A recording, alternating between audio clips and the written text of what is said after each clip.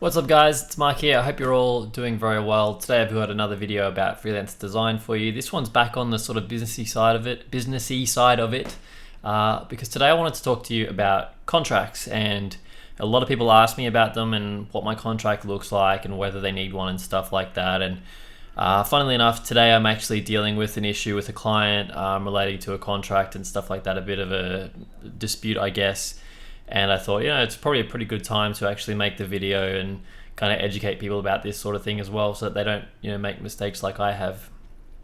So I guess the first thing I should say is a quick disclaimer. I'm not a lawyer at all. I'm a freelance graphic designer and I write my own contracts and stuff like that, and you absolutely can too. If you have any questions about really specific legal stuff, then I would recommend contacting an actual lawyer or attorney or whatever and get some proper advice and stuff like that. But I would say that when it comes to contracts, I guess one of the problems is people worry that by having a contract you're going to scare away clients. You hit them with this contract and they might back away, and you really want the job, so you're more likely to just tell them whatever they want to hear and lock it in.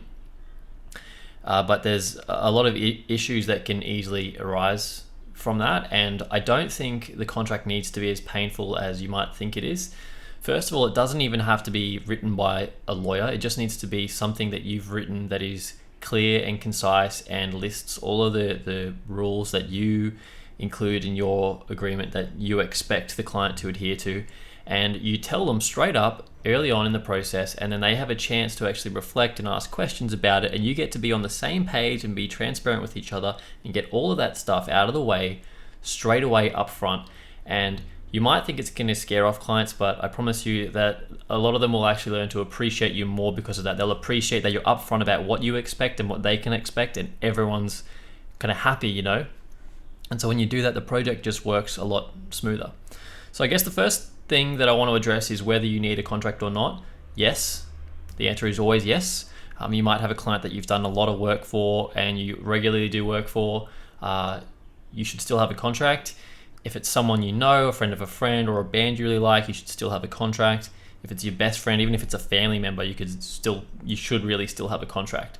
And you might think, I'm not going to send a contract to my brother or something like that. Well, it doesn't have to be as serious as that. You can easily say, look, obviously you're a family or whatever, but this is just something that I send all my clients just to let them know exactly what to expect. Just have a quick look and let me know if there's any issues. So it can be as casual as that. It also doesn't have to be physically signed to be legally binding. Now, I don't know where you are, what country you're in and the laws there, but I know that here in Australia, an email can definitely be used as a legally binding contract in court. So for example, if I send someone an email and say, these are all my conditions, can you reply and let me know that you are happy with everything and that you agree to all of these? That is legally binding here. And I assume it probably is in most other places as well. So a quick Google search of your country and whether an email is legally binding, and that will give you the answer. So I think the next thing is, what should you actually have in the contract? So whenever I start a project with my clients, one of the first things I do is just tell them what they can expect and what my process looks like. So for example, if someone comes to me for a t-shirt design, I might sort of say, okay, so the way this works is we talk about a bunch of inspiration and who you are and what you want in the design and some reference images and stuff like that, all just talking and sharing ideas. Then I require a deposit before any actual work is started. So that's one of the very first things in my contract email. It says I require a deposit before I will do any work. The next stage is I'll do I do 3 really rough, really loose sketches just to quickly get an idea onto paper or on the screen or whatever, just to show the client. This is really important because you can quickly get an idea across to the client and just make sure you're on the same page, because you might have misinterpreted what they're expecting and vice versa. So I quickly sketch a bunch of stuff out, send it straight over, and then give the client a chance to give me feedback. Usually if they don't like any of the sketches, or if there's been a misunderstanding or whatever, I'm happy to do a couple more, because they're only really, really rough ones. Remember, I'm not investing a whole amount of time. I might spend an hour just doing up a few different really quick sketches to show them. So that's a really good time as well to get any bad ideas and stuff out of the way, iron out that stuff and make sure everyone's on track and that it's all going the right way, because you don't want to spend too much time doing this super clean, precise concept and then be like, actually that's not even close, like you're way off the mark. I was expecting a tiger, not a skull or something, right? So that's one thing to keep in mind. Another thing that I explain to my clients is that after I do the sketch, they pick the concept or the direction that they like the most, and then I start refining that. So what I would do then is draw that concept in like a refined, like a proper design. I'd actually draw it properly and finish it, and then show it to the client, and then they get 3 rounds of minor revisions. And I would explain to the client what minor revisions are. Like they might want to tweak, the position of this, or can you redraw that eye a little bit to be a bit more aggressive or something, change the texture on the type a little bit. Those are little things. I explain as well in my contract that I'm happy to do additional revisions, but that will incur further fees, and I'll explain that it's typically, whatever amount, it can be whatever amount you justify, but I would say typically another $50 or something like that to do another round of minor revisions. I also mention after that in the contract that I can do major revisions or overhauls, but that's going to cost more money, and that if they want to do that, it's fine, like I said, but it's going to cost more money. So for example, if someone came to me and said, I want you to draw a skull and some lettering and stuff, and it was all going really well, and then halfway through the project they said, actually, I don't like this anymore, I have this idea of a tiger head or something with a dagger through it or whatever, and I want to do that instead.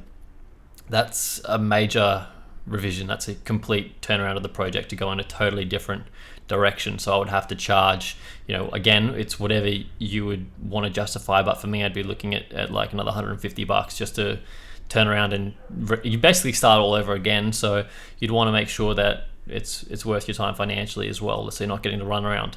But again, that shouldn't really happen, because remember, if you're doing all these initial rough sketches like I do at the start, it makes sure we know what to expect and stuff like that. So another thing that you should outline in your emails with the clients is exactly what they can expect as far as the files and also the licensing is concerned. So you might want to tell your client, okay, so you'll be sent, a Photoshop document, a vector file, a high-res JPEG, blah, blah, blah, blah, and it can be used for t-shirt designs for this band, and that's it.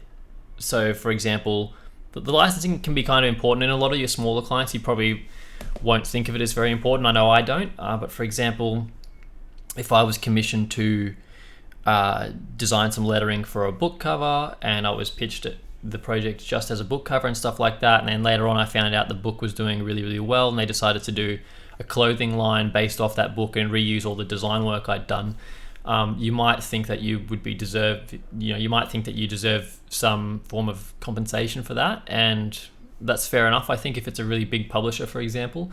So you would want to stipulate in your contract that it's only for the use that we've agreed to right here, for the book cover, that's it. If you want to do it, if you want to use the artwork for other stuff, that's fine, but come to me and there will be a fee for licensing it for that product. Another super important thing, and this is one that I used to make a lot of mistakes with, and I still am kind of paying for, is payment terms, making sure people pay you on time. You must put a due date on payments. So whenever I do work for a client, first of all, I don't transfer any files until I've received the entire payment.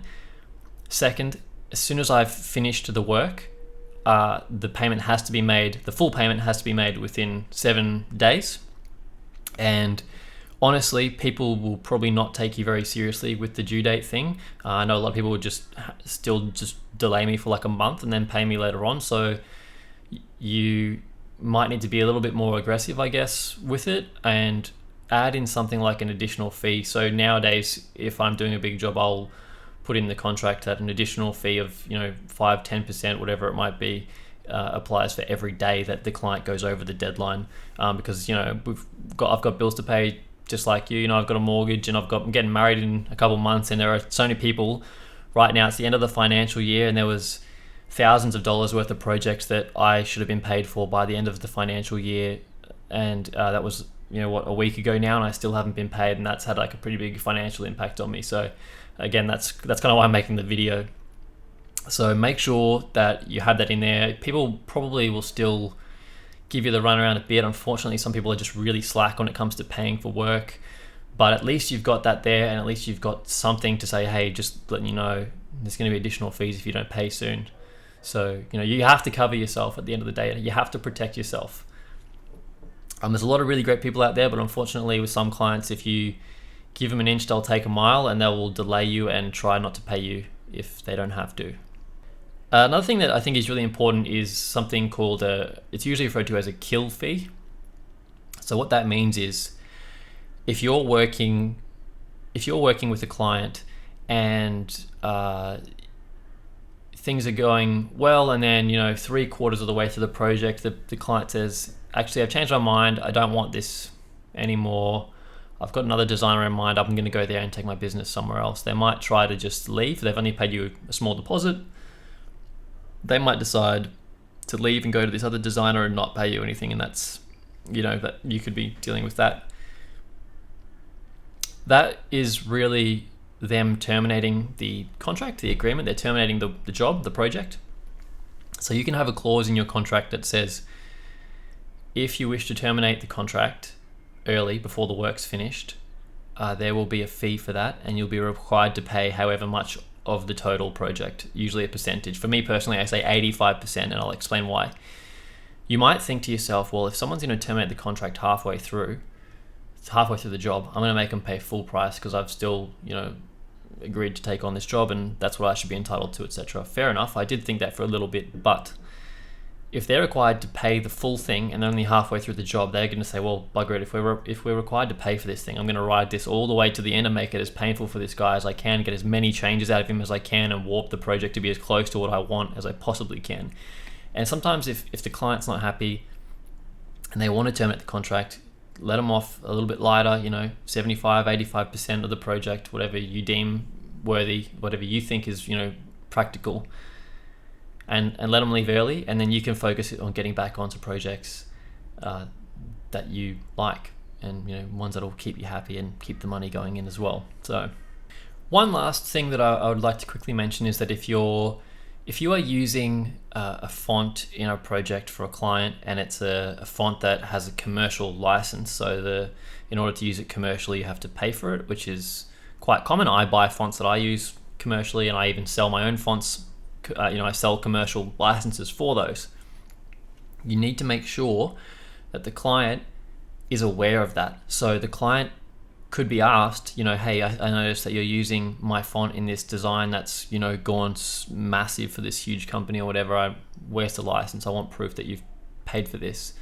They might not have that because you bought the font and then you did the design and you sold it to them. So there can be a bit of a gray area there. So what I would recommend is that you tell the client that you are planning to use this font, and tell them straight up, look, this font costs this amount of money. I think it'll work really well for the design. Are you happy with that? Are you happy to buy that license? A lot of fonts these days are pretty cheap anyway. It's like $40 or something for like a really good font. Sometimes less. I sell mine for like $10 a lot of the time. So a lot of the time, yeah, if the client sees the potential, they'll say, yep. And just make sure that they have copies of that receipt and stuff like that. Just forward it to them, forward them an invoice or something like that, so that they're kept in the loop about that, because that can come back to get you pretty bad. So yeah, for me, that's pretty much everything that goes in my contract. If you have any questions about any of this stuff, by all means let me know. If there's any other things in your contract that you include that you think I should think about, then by all means let me know. I'm always keen to hear about other ways to improve the way that I'm doing my business. So I guess one sort of final word would be, if you're a freelance designer like me, you probably don't have the money to take someone to court. I know that I don't have the money to sue a big company for money that they owe me or something like that, and it would never realistically, it'll never get to that point. But by having this contract in place, first of all, you're being transparent, and the client knows exactly what to expect, and you do as well. So you really avoid any disputes. Like you just avoid so many more disputes by being upfront like this. And second of all, even if it is going down that road of dispute, at least you've got that there, and generally just showing that to someone and reminding them that you've had an agreement is enough for them to say, okay, yeah, you're right, I'll pay or whatever, rather than letting it go on and on and on and down to court. I've only ever had one dispute with a client that actually sort of went all the way to court. I ended up lodging a claim at the Small Claims Tribunal here in Australia, Queensland, for it. And then after I lodged the claim, that was basically enough for the client to realize how serious the situation was, and that they couldn't just not pay me for work that they'd agreed to. So So yeah, if you enjoyed the video, guys, I'd really appreciate it if you could give it a thumbs up, hit the like button, or feel free to subscribe to the channel and let me know if there's any other videos that you guys want to see. Thanks very much, guys. I appreciate it.